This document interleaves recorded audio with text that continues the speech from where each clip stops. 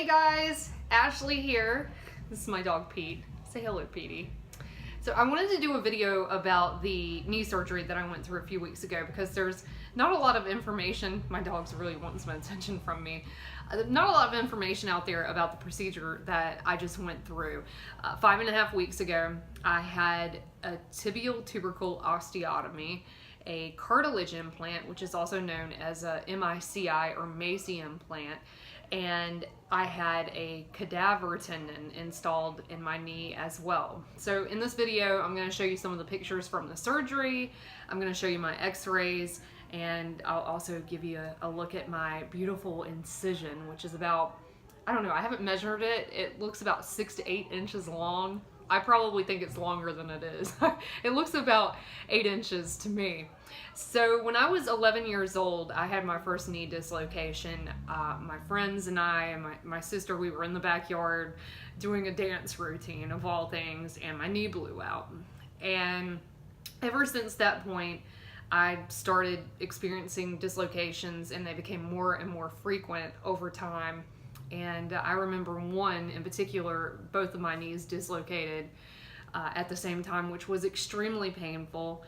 My parents never took me to a doctor about my dislocations, so I went to college, and I didn't have insurance at the time.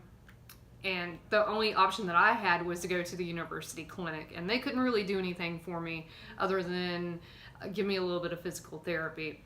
So eventually I got a big girl job, I got insurance, and I found a doctor who was very willing to do surgery on my knee, because every doctor I talked to before that point said, "You're too young to have these problems." Well, that's not a very good response to somebody that has a condition that has really limited my ability to do a lot of things in my life. I've never been physically active. I never exercised a lot because I was terrified of dislocations. I remember I was afraid of even doing everyday things. I fell in the grocery store one time because I had a dislocation. I fell on my way to class one day, and that was because my knee dislocated. And I fell so badly on this brick sidewalk that my glasses went into my eyebrow, and I had to get 9 stitches. And at that point I was like, that's enough. So yeah, I found this doctor, and he did what's called a lateral release. And that's, it's kind of a realignment of the knee. What they do is they go in and they tighten everything down with hopes that your knee's not going to dislocate anymore. So since I was having issues with both knees, about 9 months after that, I ended up falling because of my other knee, and I decided to have the same procedure on the other knee. A different doctor did it, and you'll see the scars. I'll show those to you as well. And so that happened in 2013. I had both of those surgeries, one toward the beginning of the year, one toward the end of the year. And fast forward to now, 2018, and the year or two, maybe 3 years leading up to this year, I started having more pain in my knees. I started having severe hip pain. And so I moved to New Orleans, and Tulane is a very good school, medical school. They have a great hospital here. So I decided to go see a new doctor, and he suggested this operation that I just had this year. In July, I had an arthroscopy, which is they put the scope inside your knee, they put the camera in there, and they put a small instrument inside 2 incisions, and he cleaned out all the cartilage that just wasn't helping me anymore. That was pretty much like dead cartilage. And he also cultured some healthy cartilage and sent it to a lab, and it took them about 6 weeks to grow new cartilage for me. And that's what that cartilage implant or the MACI implant is. And in November 2018, about 5.5 weeks ago, they went in and they put the new cartilage in my knee, and they gave me a cadaver tendon, which, yes, that came from someone's body. Thank you very much to organ donors, by the way, and people that donate their bodies to science. Because of that person, I will hopefully have a fully operational knee.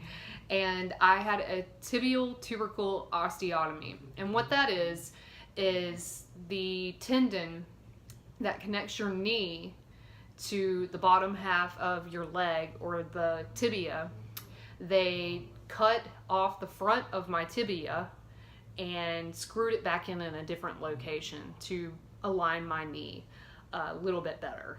So that's the tibial tubercle osteotomy.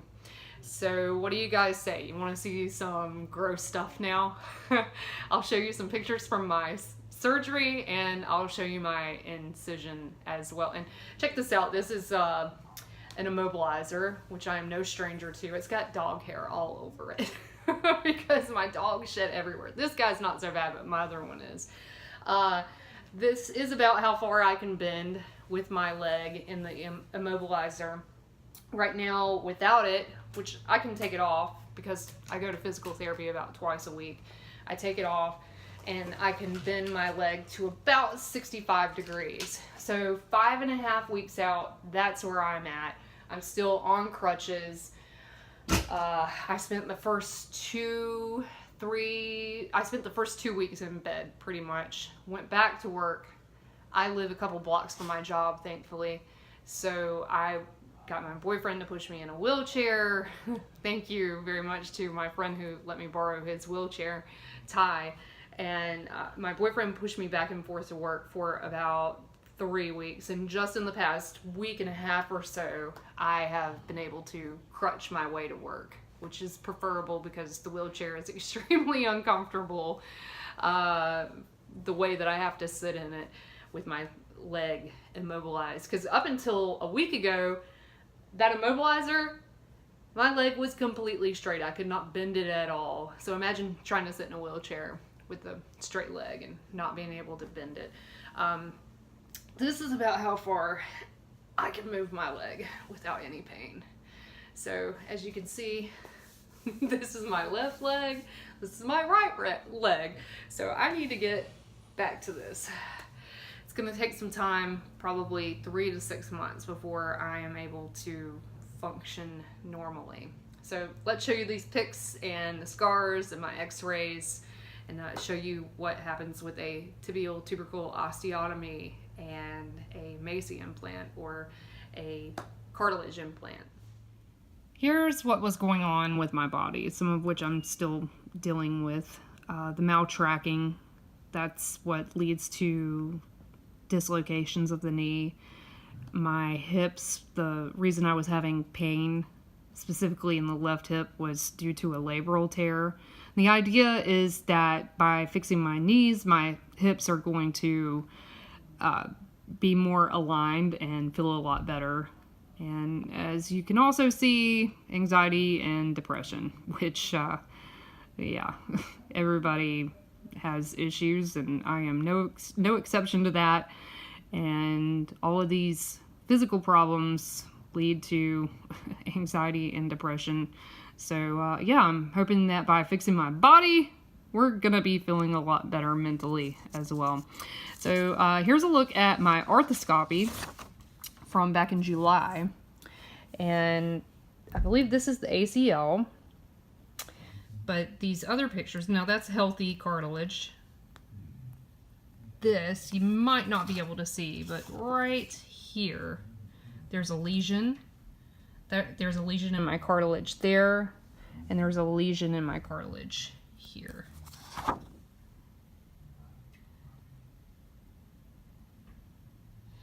Now, the most shocking thing about this arthroscopy is this picture. This is the underside of my kneecap. And this is before they cleaned out the cartilage. So this is, yeah, just a messed up knee there. And the after picture, this is after they cleaned off the bad cartilage. So there's a before and after for you. Sorry, it's not the best light in here. This was back in July, and this was the procedure where they also cultured the healthy cartilage, sent it off to a lab. And now I'm going to show you the pictures from my operation in November. So this is showing that the structural part of my knee, the ACL and all of that, is fine. Here's a look at those lesions again with my cartilage. So they took the cartilage that was healthy, sent it to the lab, grew new cartilage, and they implanted it in these spots. There's another area where there was a lesion. They covered that with new cartilage. A lesion there as well. Now we get to look at the nasty stuff.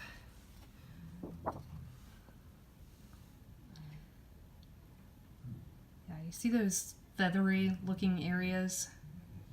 That is damaged cartilage. And this is the underside of my kneecap.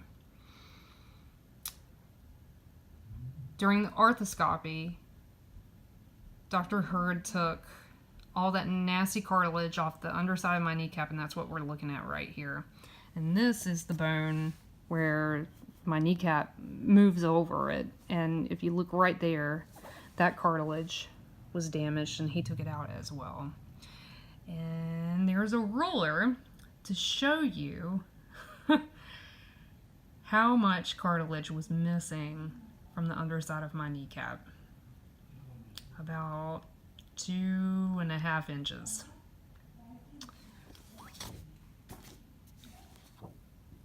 Here's another look at my bloody kneecap during the surgery.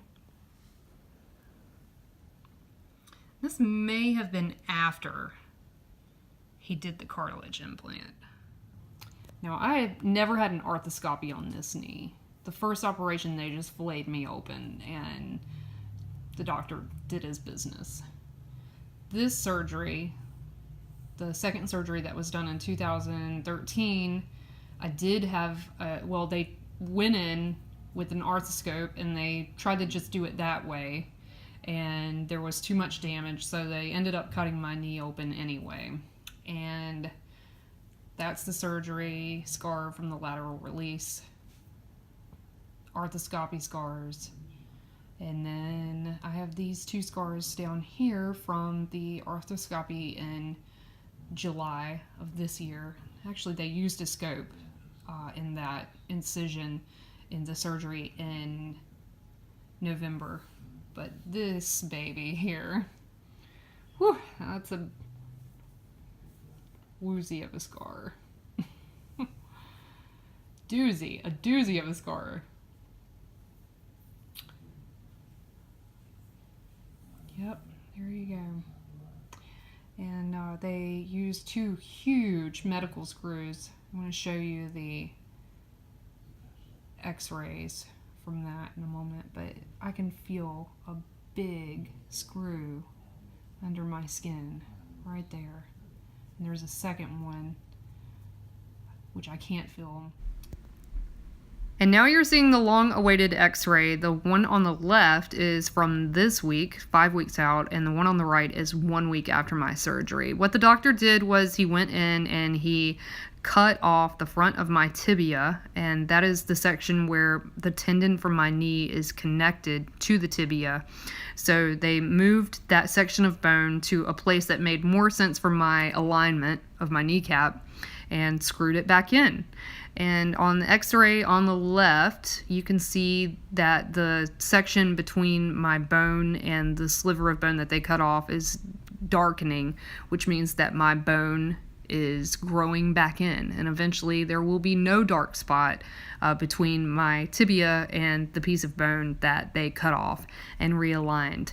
Those screws, unfortunately, probably going to have to stay in my body for the rest of my life. I can't feel them, but I can feel the edge of one of them under my skin, which is not great. Now, this is my kneecap, and if you look at it, you can see a dark section, 2 dark sections on the kneecap.